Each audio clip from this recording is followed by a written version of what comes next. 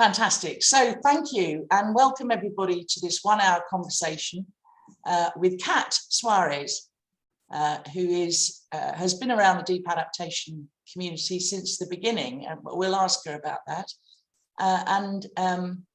So it's a very informal chance to have a conversation, to ask questions, to share whatever you want to share. And let's just begin by taking a few deep breaths and coming into the room properly, after what may have been already a very busy day for some of us. Just relax. Look at all these beautiful faces here.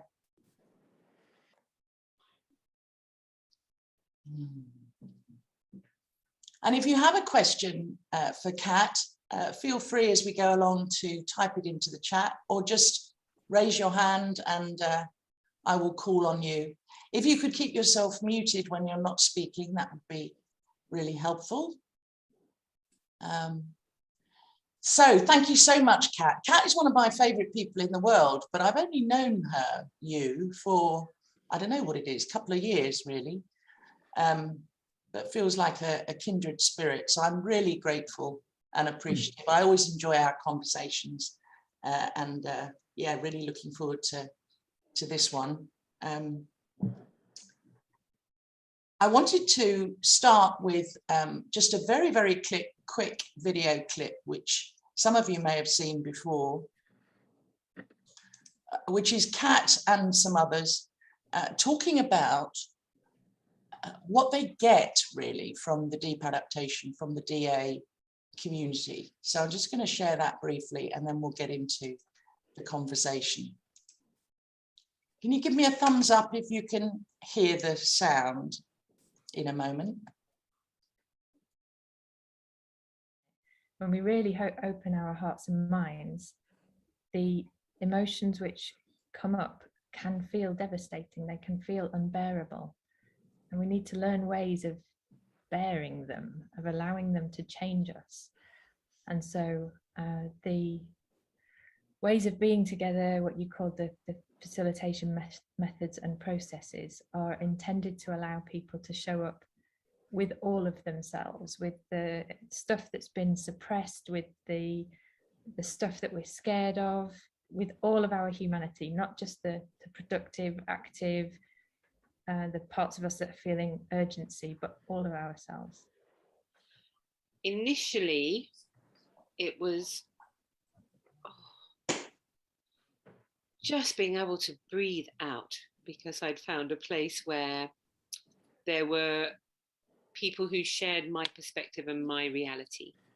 So I felt instantly safe and comfortable and accepted. Firstly, the nourishment of that deep connection and the reassurance that sometimes I've not gone bonkers, gone insane. The sort of living in between two worlds thing, that's been hugely nourishing. And an enormous felt shift from I to we. An opportunity to connect with and learn from really fabulous people all over the world that I would never otherwise have met. How does it help? It helps to know I'm not alone. It helps me to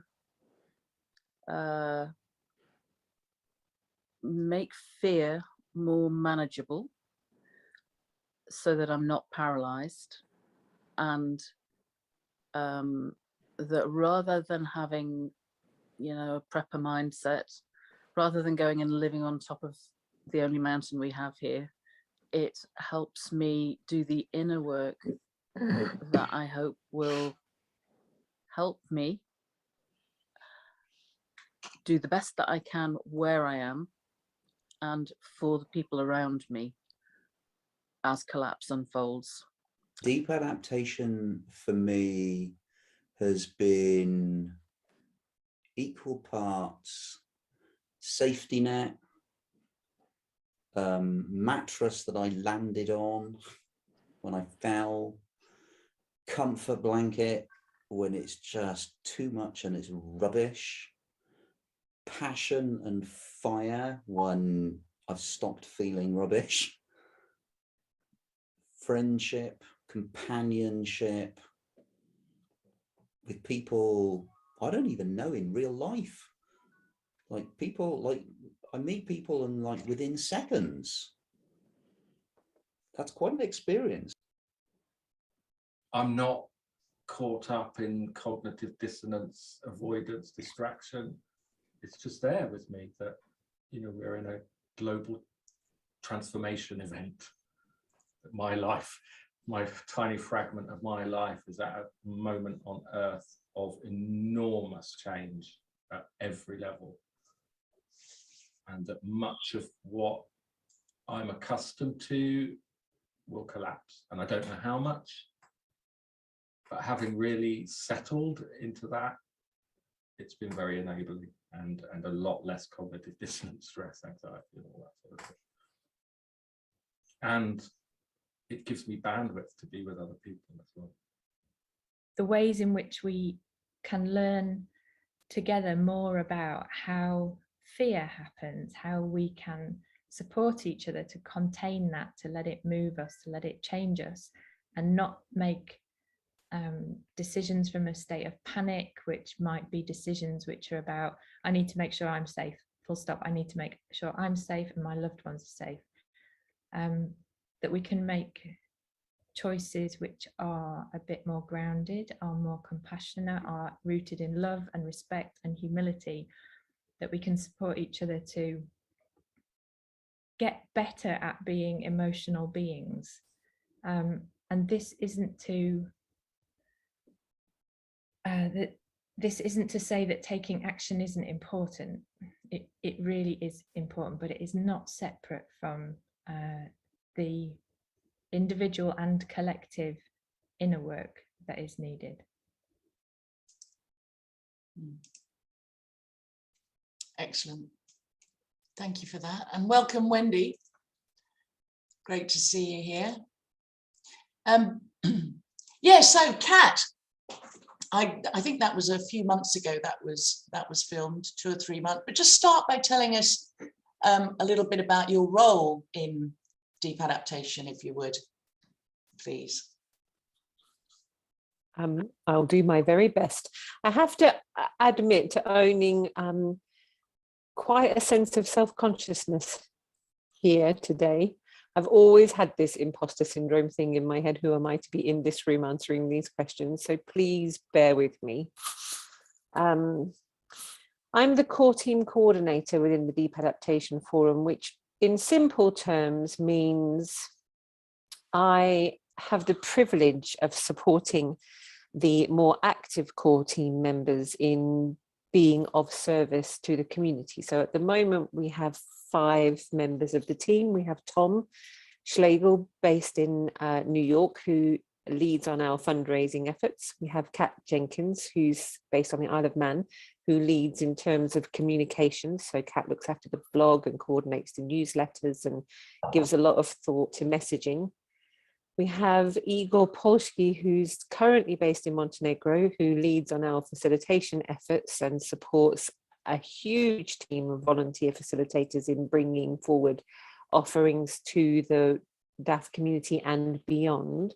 And we have Dorian Carve, who is based in France, who is our network weaver. So Dorian plugs people in as they arrive into the Deep Adaptation ecosystem, and they are orientating and keen to chase passions but don't really know where to fit. Dorian kind of pulls all of the threads together and forms the connections and works on ways of enabling collaborations within the community.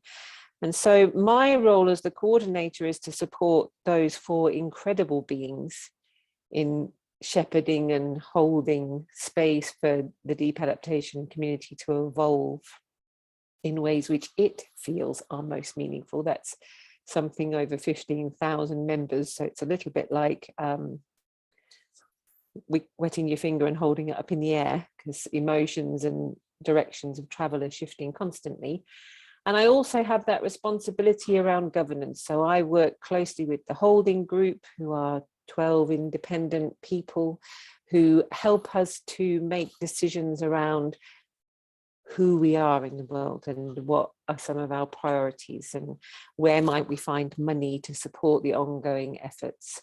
And I keep track of things, boring things like finance and strategy, and making sure that we're legally compliant in terms of data protection. And it's a little dull, but that stuff's dull but necessary. But I feel a tremendous gratitude to be in that position of privilege, because it gives me access to this and all of you, and the inspiration that comes from being in relationship with truly remarkable people with a capacity for presence. Wow, thank you. Thank you. And you may have just answered what was going to be my next question, and then throw it open. So the rest of you guys be thinking about things you're curious about, and that could be about Kat, and or it could be about Deep Adaptation, the community. But Kat, I was going to ask you, we just heard there what you said, you kind of received, or why you find it beneficial to be part of that community. And that's great. And I was just wondering, in terms of, because for me, and it keeps shifting, doesn't it? Of course, keeps evolving, but one of the questions I'm always asking people is, what's most important now? So what's most important now for you? And you can take that at any level you want. Oh, Kimberley, it's such a brilliant question. And it is shifting and changing all of the time.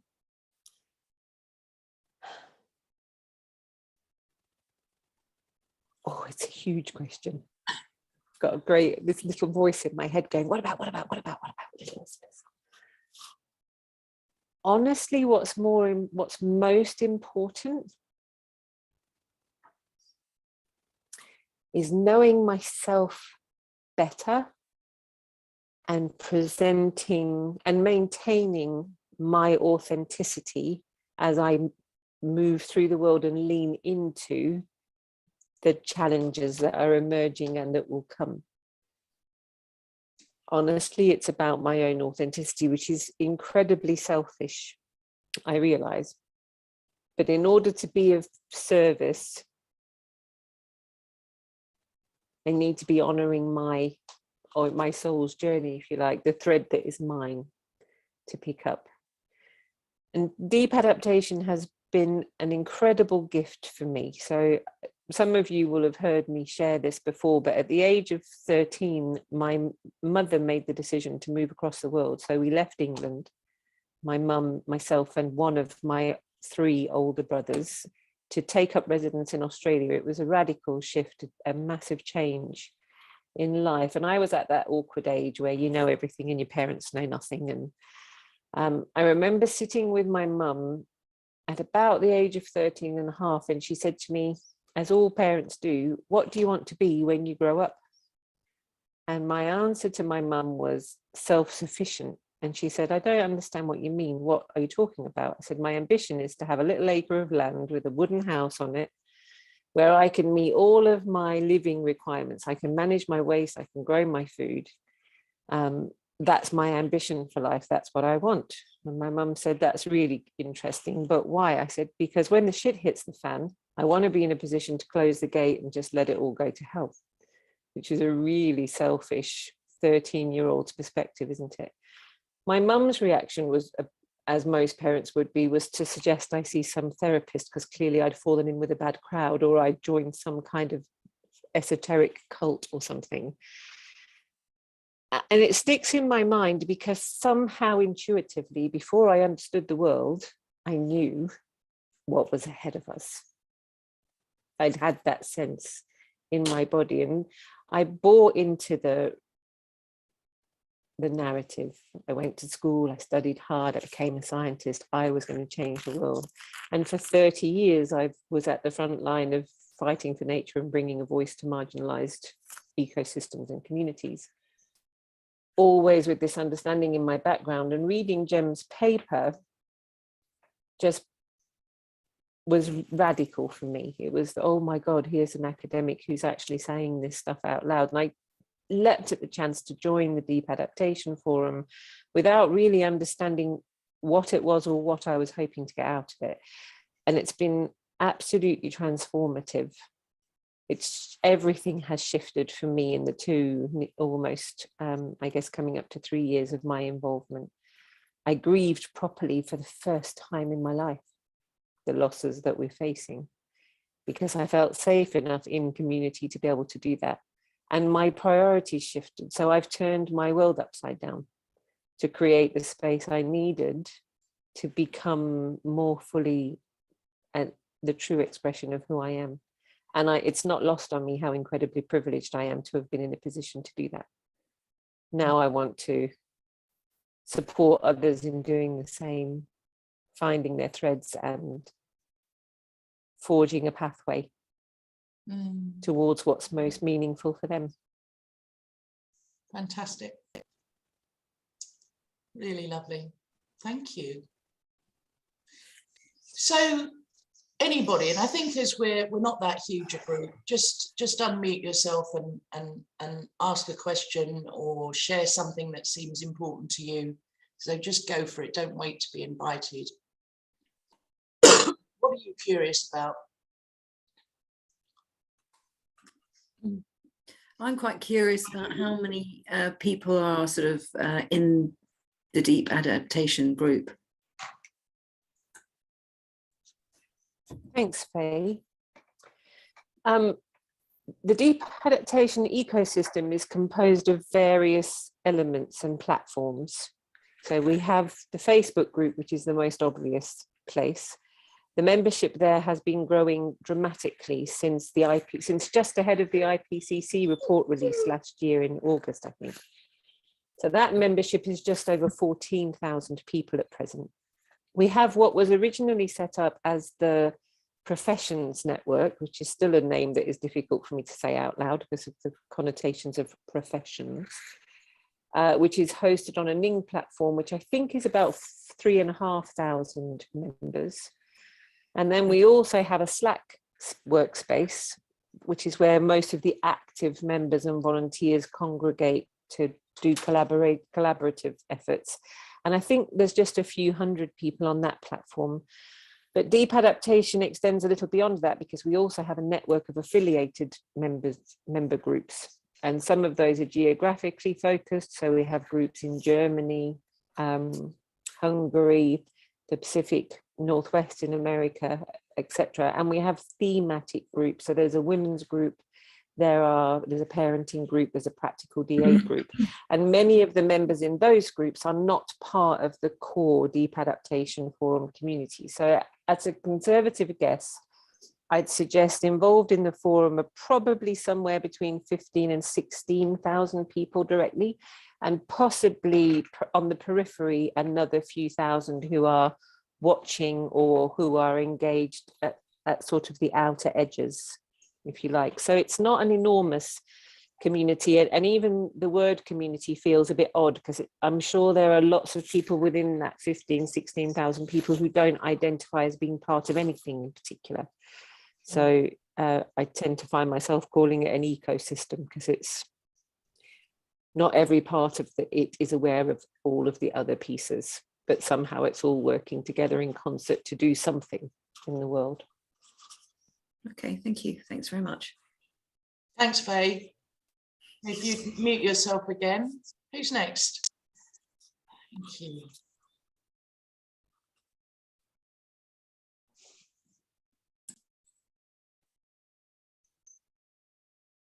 Please don't be shy. We can talk about the weather if you like. I'll say something. I was really interested in your thing about the most important thing now is to know yourself better. And this leads me to question, as I question my own inside, what is myself? So I find that I have a self which is quite egoistical, which is the one that wants to run in the corner and hide and so on. And I have a brain that ticks away, and I have a heart and the chemicals in my blood, which are the emotions. But I find there's also this deeper spiritual self. And if people don't know what I'm talking about, I think, well, they haven't found it yet, rather than it isn't there. And some people call it God, you know, the same old philosophy. And I find that the more I try to get to know myself, the less selfish and important I become, and the more the deep spiritual thing becomes the thing. And then it really doesn't matter what I say or whether I die or not, because it's this thing that seems so important and profound.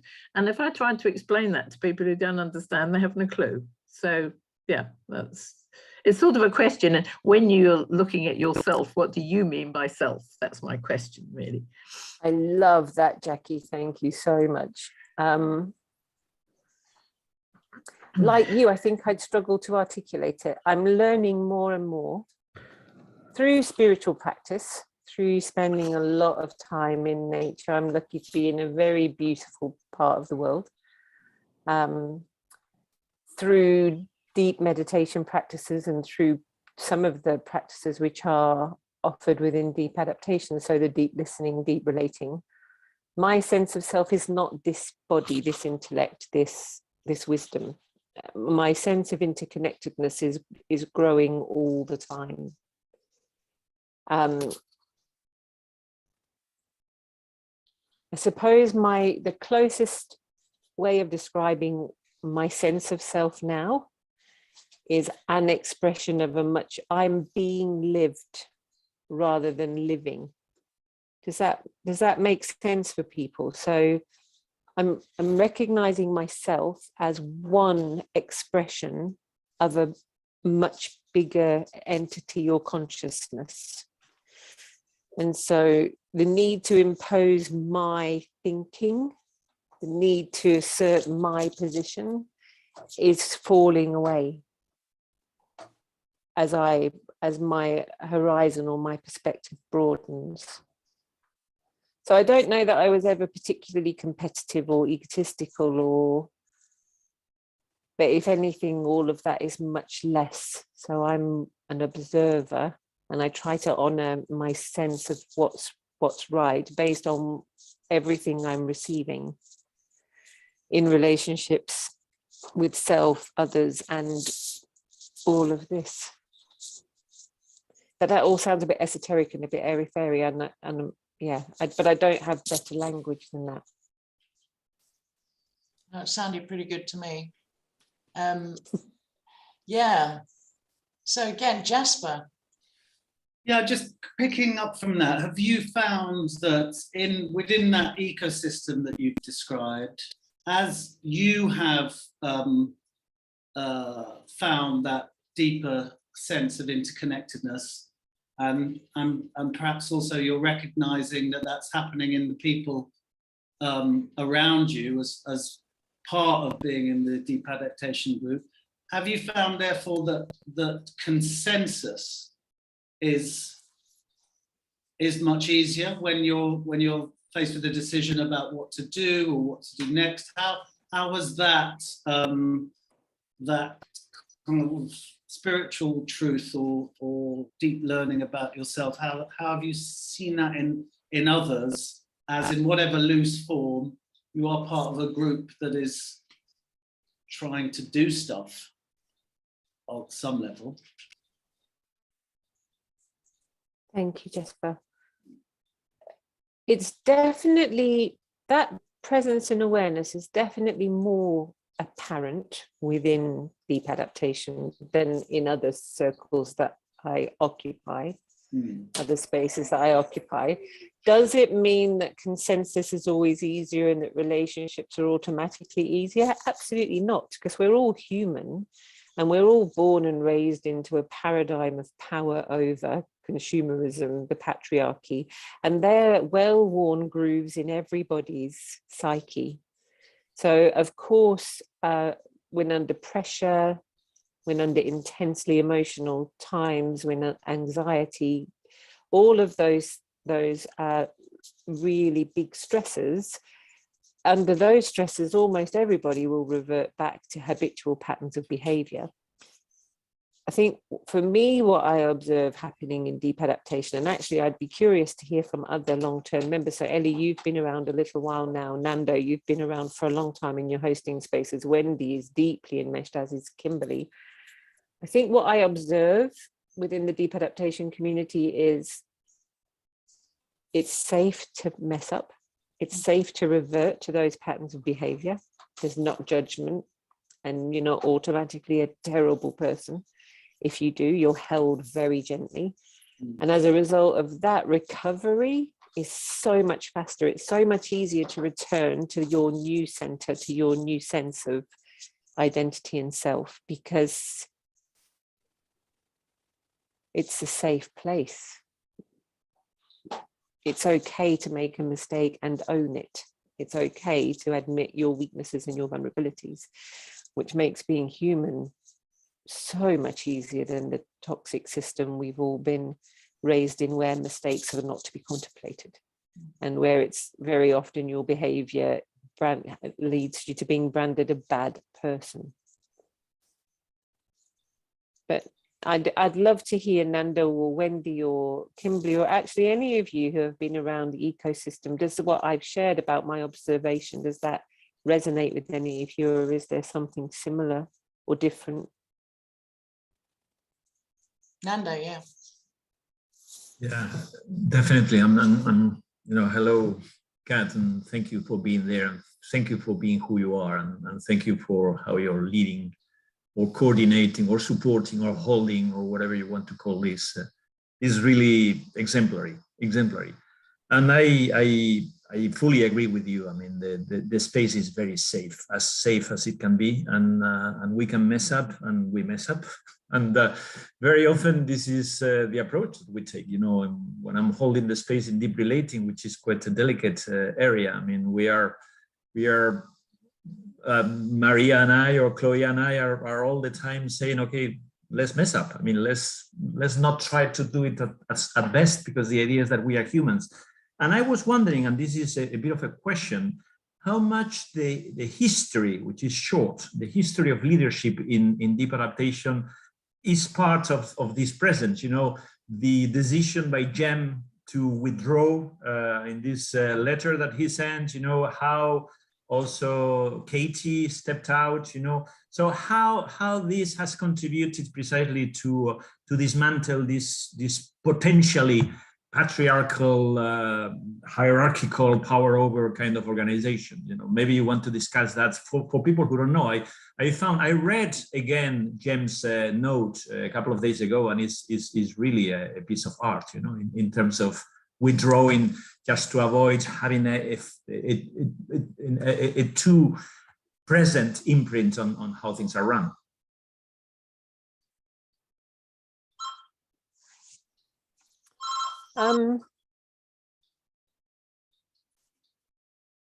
It's really interesting, Nando, that how the dynamics have shifted and changed over time.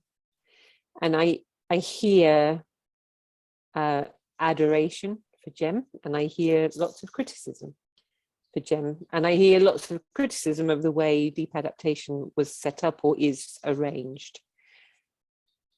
I think what Jem did in stepping down was incredibly brave and incredibly selfless, and incredibly right. I think the timing was absolutely perfect in terms of the evolution of deep adaptation forum as an entity, as an organism in its own right. Jem set it up the only way Jem could have possibly set it up, as a privileged, educated, academic, white man. He used the tools at his disposal to create something, and then had the courage to take his creation, to let his creation go and become something else. And it's interesting that there's still some tension. So it's going to be quite difficult. So please bear with me because I don't have a well formulated description. It would be all so easy to take the manual off the shelf and go, right, I'm creating a social movement. what are the steps, you know, define your aims, your objectives, your mission statement, prepare the strategy, develop your policies, create a hierarchical structure. That would be dead easy, right? Like simple, anybody can do it. You just, the books and papers are absolutely everywhere. But if we do that, somehow we're just perpetrating, we're just continuing with patterns of behavior and structure which haven't worked. We know they're not working, they don't work anyway, they don't serve anybody.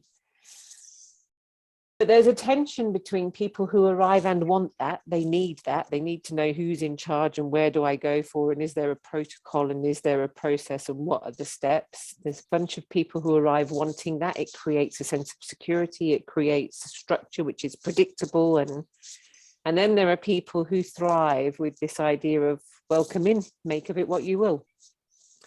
But there is a tension because somehow, my sense is somehow we need to have a container. This community needs to be a container which is somehow strong enough to hold people safely, but not so strong as to inhibit creativity and freedom of expression and pursuit of individual passions.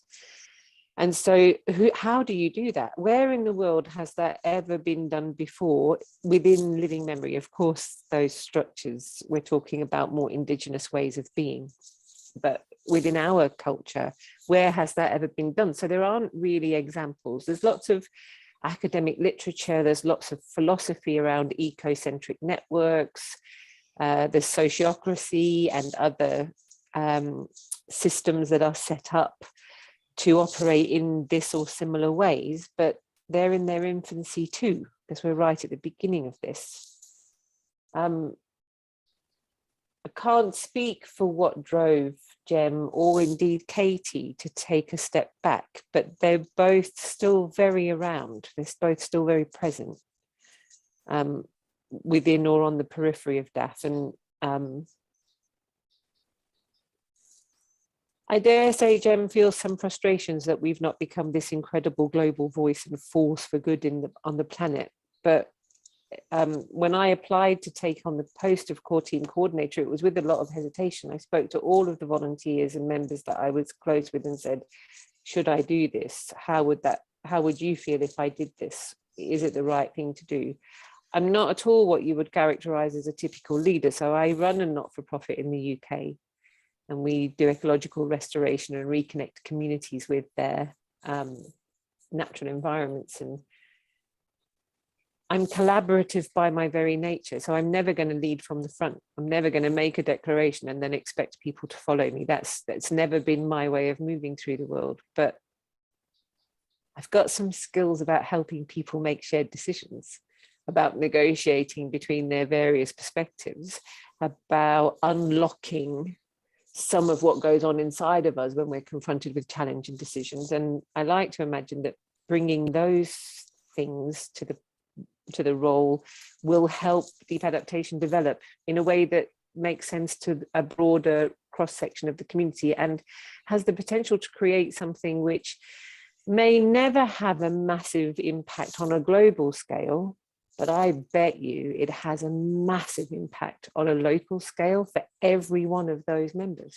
Every single individual will be touched and changed and learn and grow, and they will then pass that wherever they are in the world, which is the only place we can ever have any real impact anyway, at a local scale. And the time will come when I'm not the right person to be sat in that chair, and I hope I see it and I can step away and leave that space open for the next holder of wisdom, for the next person.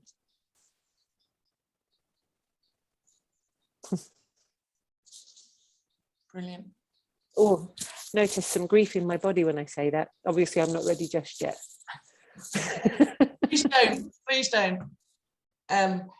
So I'm just wondering if so we've had kind of some philosophical questions. We've had questions about DA as an organization and its structure, and is anybody curious about, I suppose, just the notion of collapse itself, kind of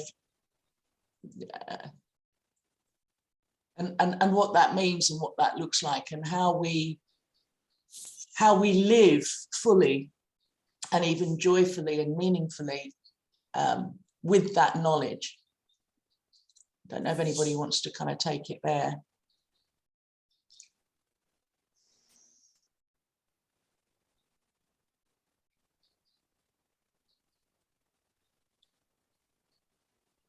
Don't you hate it when this happens? I don't have, this might touch upon that topic. Okay, yeah, no, go wherever you like, go wherever you like. Well, I have been thinking as we've been sitting, and I'm new to deep adaptation, so there's a lot I have yet to learn, and I came to it by listening to one of Jim's talks, and that's how I started digging in. But I also have been, on my own searching for my role and also better understanding of the world that we inhabit. And that's been a lot of releasing a lot that I have learned, most of what I've learned in the past, and then searching for truths. And I have spent a lot of time looking at Indigenous cultures, and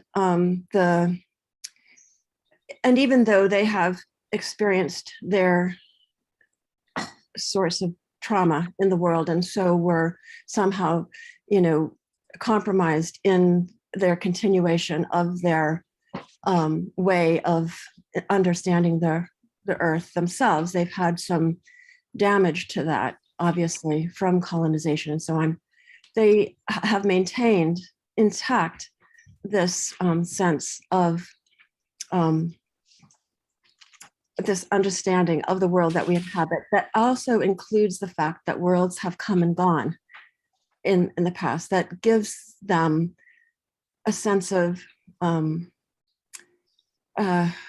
my view, it's like patience. Like I'm an active person. If something's wrong, I just want to fix it. And I'm, that part of what I'm doing is, understanding my authenticity and how I can actually make change while still understanding that we're in a very different place and there is collapse and it's going to continue to collapse. Yet in all things cracking up, there are these threads of light and these emergences. I'm a gardener too, and I see the ground break and the new life emerge. So I'm that, but I kind of want to know how deep adaptation as an organization is perhaps trying to build bridges to Indigenous folks that can actually help inform the community, and perhaps share ideas and wisdom that will help all of us. And I just wanted to know if you do, because you mentioned some of your partnering groups and so on, and I was kind of listening to hear if there were Indigenous folks. And here, I'm from the US, and so we've suppressed and worse our Indigenous folk, and also folks that this country brought over to set our economy in motion, which are the Black folk, and they have tremendous wealth of resilience and ability to go on. And so I just wonder about just that tapping into communities and building bridges to communities that can help us all move forward together as human beings on the planet, no longer separated by just ridiculously stories, Roberta. We're separated by stories. Right. So I guess that's I'm going to invite Wendy to speak in a moment, but I'll just begin. It's a brilliant question, Roberta. Thank you so much. There's a great deal to learn from Indigenous perspectives. That's doubtless. It's unquestionable and unchallengeable. The difficulty arises that from our position, from the culture that we're all raised within, from our habituated ways of behaving, how do we ensure that that engagement is not extractive? Right. Exactly. Good question. So there's been a lot of work happening within Deep Adaptation Forum as a community for some time around diversity and decolonizing. So how do we make our spaces safer for Black, Indigenous people of colour, and extending that into how do we make our spaces safer for trans, neurodiverse people, for a whole range of expressions of humanity, if you like. But that work hasn't yet got to the point of being an outreach, because we've a lot to undo. All of us, individually and culturally, we have a lot of undoing to get through. So Wendy, maybe you could talk a little bit about the Diversity and Decolonizing Circle's work. I'm part of that circle, but it was actually Wendy and another volunteer within DAF who started that work, Sasha. So Wendy, tell us a little bit about what the circle's up to and is cooking up. So yeah, thanks, Kat. And thank you for that question, Roberta. It's nice to meet you and welcome to Deep Adaptation. Kat organized, or Kat initiated, and she's going to frown and smile because she sort of doesn't take responsibility for being such a genius leader, hands-off leader, something called Strategy Options last year, which was an investigation into which direction Deep Adaptation should go. And myself and Sasha, a friend, joined the discussion towards the end when quite a lot of sort of threads had been pulled up and something was being woven. And one of the very strong threads was this question, Roberta, of what is happening. And I think both the words diversity and decolonization came up, which are two sort of different things. How do we bring in people who are minoritized and othered, and how do we change ourselves? Because we know why we do it. Some of us know why we do that. And we formed a group, and we've been blessed to have found through some people's relationships and attendance on previous courses, a Black South African woman, Nantikozo Sidibe, who, yeah, she does anti-racist work very specifically, but she sits very solidly in her culture and in her place in the world. So at the moment she lives in Barcelona in Spain, and she experiences all the things of being a Black person in Europe. And she just speaks with so much love all the time, so much pain and so much love. And so the interesting thing is our participation in the circle has largely, for me, been a process of learning and unlearning. We've been able to put together a couple of trainings with Indigenous people who Nanti's taught, and recently Yin Parajis, who's an Australian of Asian, European and Aboriginal heritage. He's a professor of race relations.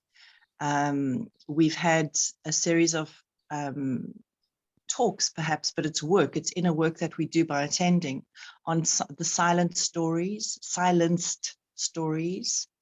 And only a few have come out, and those are quite difficult. They're quite difficult things to hold. So we've had a series, and we will do that again. And that's one of the ways we want to do this work.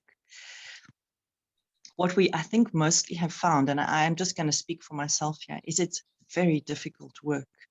This colonization, we in the circle definitely, and many of those we work closely with have realized, probably goes to the heart of our predicament. And we're probably very close to collapse as a culture, because our culture is intrinsically colonizing all the time. Us as women, us as minorities, indigenous peoples lands, I mean, so many things, and you probably all know that.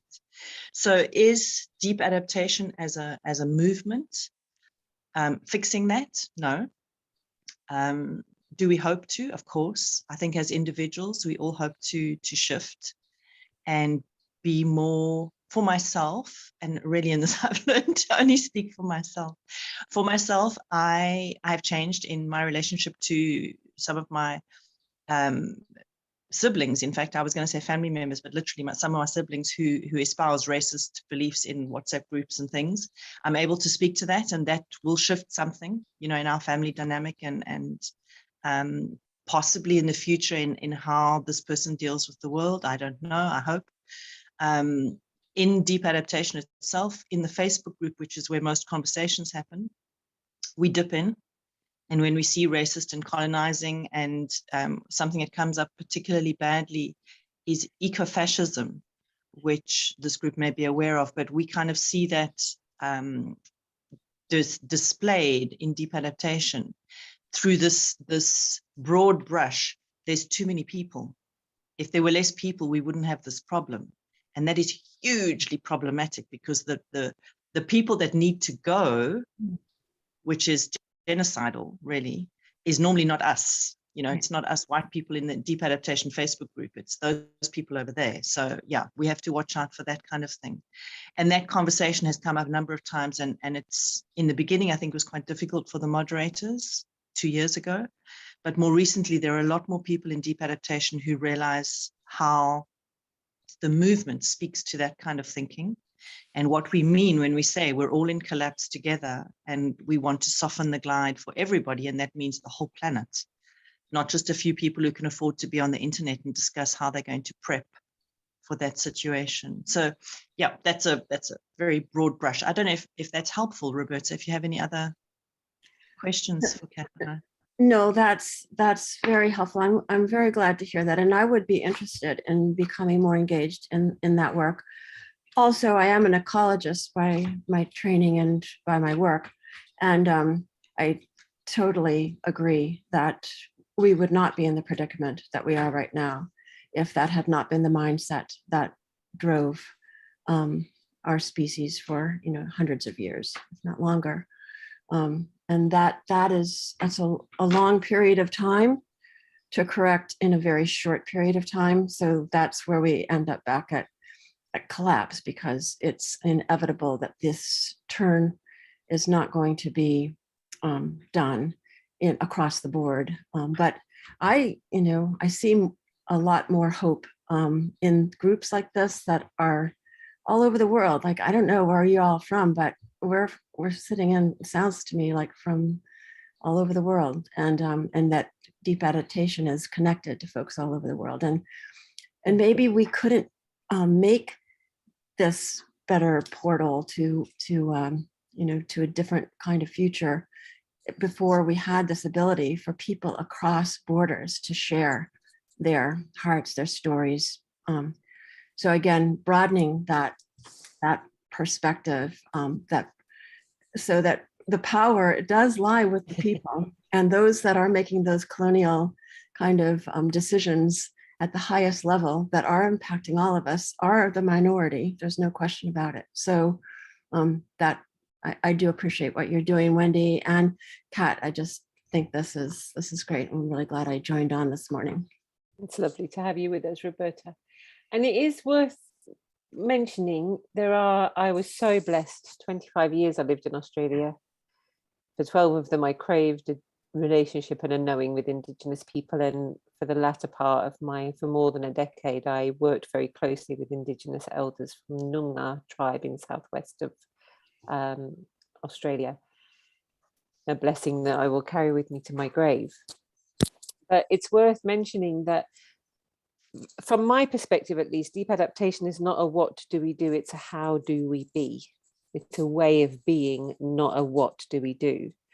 And there's a flavor of Indigenous ways of being in some of our core practices.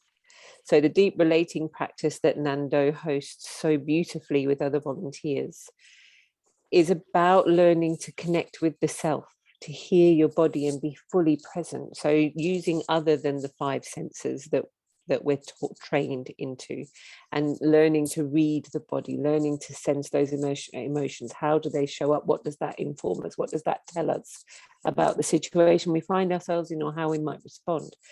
We have an Earth Listening Circle, which was initiated by one of our beautiful volunteers, which has taken off now. There's an Australian version, there's soon to be a German version starting, which is all about learning to be present and open to the planet, sensing in what is the water telling you, what are the trees telling you, what is Mother Earth calling for.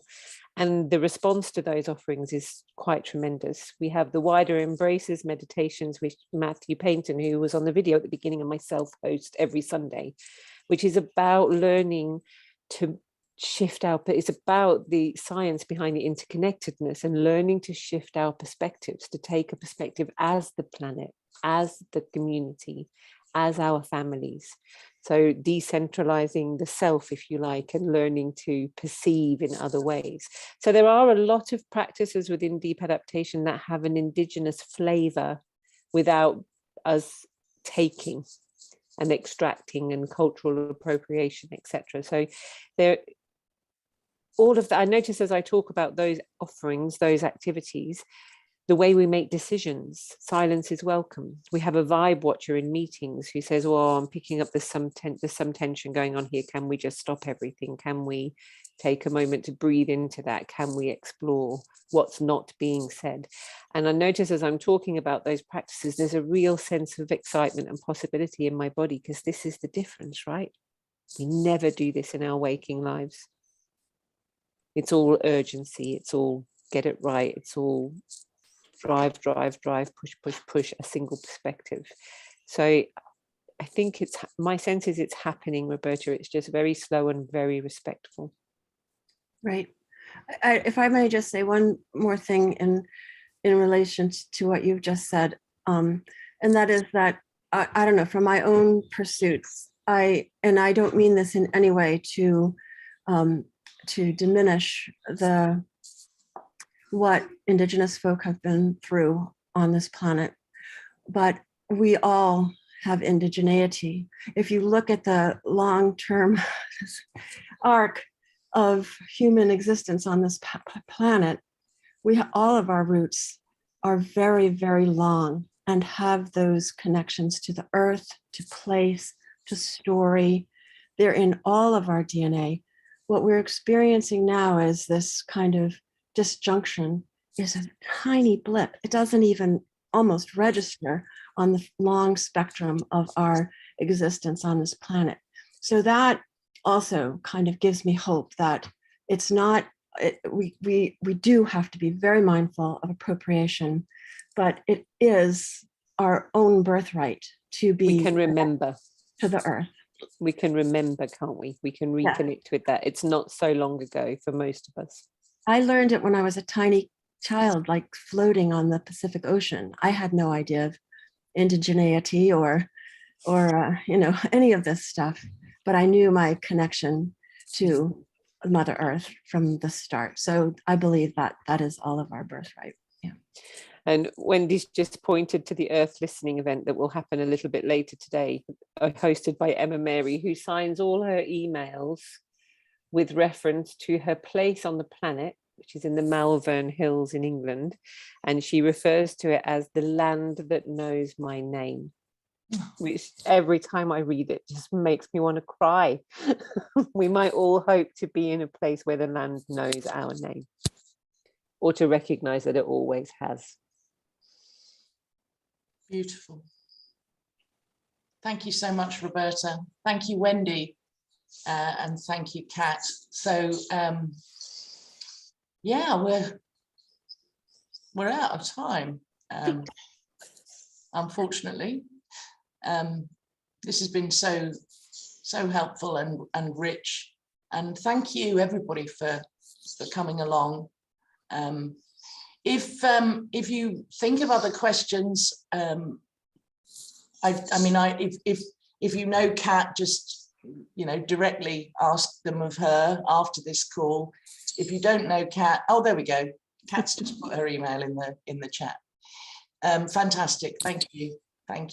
And certainly for me, yeah, deep adaptation has been hugely transformative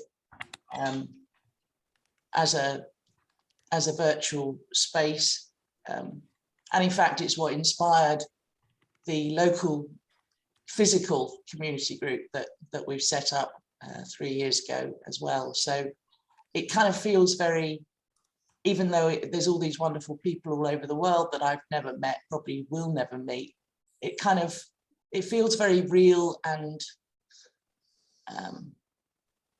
there's kind of inner work and practical outer work. And as Katie said in that video, I don't think they're separate, actually. I don't think they're separate. Yeah. Fabulous. Thank you all very much. If you would all unmute yourself and just say whatever you want to say, and have a wonderful weekend and enjoy the rest of your day. Kat, thank you, thank you, thank you. Thank you. Thank all of you. Thanks, Bye, everyone. Thank you. Goodbye. Very good. Bye. Thank you so much, Very Kim. much. Bye-bye. Bye.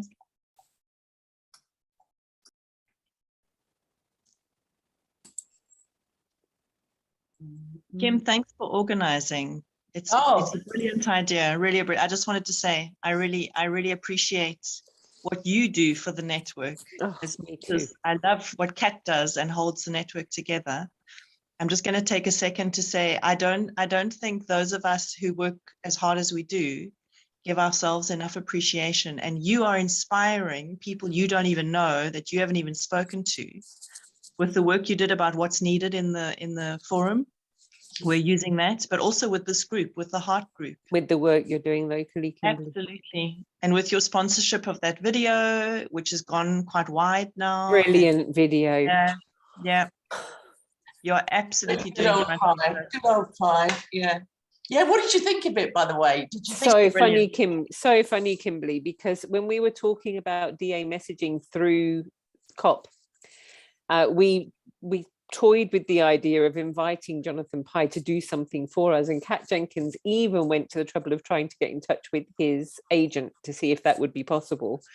Obviously, we hit a brick wall with that, and then straight after COP, your video, the video that you sponsored, came out. I love it. I absolutely love it. It made me cry and it made me laugh out loud. Yeah. Just to say, it's global in appeal, because I'm a pen pal now with someone in Deep Adaptation in Tasmania that I met through the Connections group, and he saw it on my timeline, and he's sent it to all his friends, and they all get it. You know, it's not English. It's English, yeah. No, brilliant. Oh, I'm so pleased. Thank you for that, Wendy. Incredible thing to do, Kim. Thank you. Well, thank you both, lovely ladies. And I will speak to you both soon. Lots of love, Wendy. I'll talk to you later, Wendy. You will speak to me later. Thank you. We're having what the Aussies would call a gas bag. Absolutely. And Now Kim, have a gas bag. thank you so much for what you do. Really appreciate it. And back at you. Yeah. Thank you, Kat. That was so lovely, Kim. Thank you. Oh, it was. No, I don't. Well, I didn't really have any expectations, but it was wonderful. So, thank you. No, thank you, darling. I really enjoyed it. What a lovely way to spend an hour of a Friday afternoon.